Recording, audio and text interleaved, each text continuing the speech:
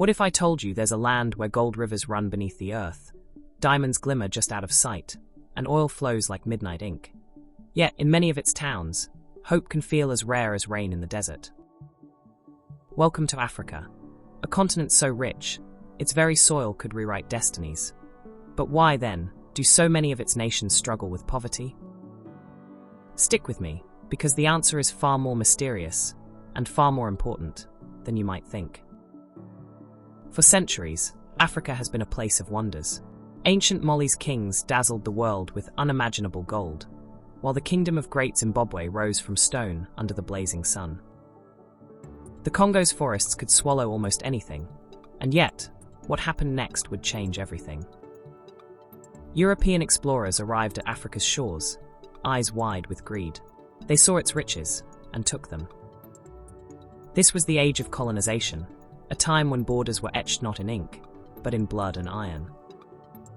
By the time the world wars ended, Africa's treasures had left in ships and wagons, while new countries, created almost overnight, were left grappling with fragile identities. Who truly reaps the harvest when the field is not their own? But colonial shadows still linger. After independence, many African nations found themselves bound by invisible chains. Debt, trade deals tilted in another's favor, and leaders who sometimes served their own ambitions above their people's needs. Corruption wormed its way into systems.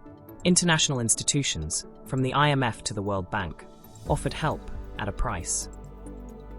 Policies called structural adjustment programs demanded cuts in health, education, and vital services, all while resources continued to flow westward.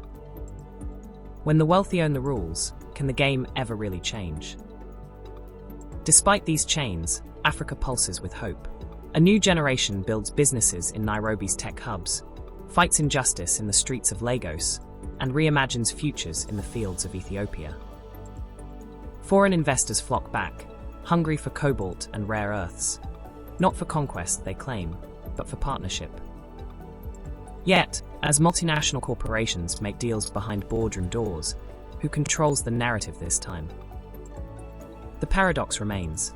How can a land so rich give rise to struggle? Is it the ghosts of history, the geometry of borders, or something much deeper, a global system that keeps old cycles spinning?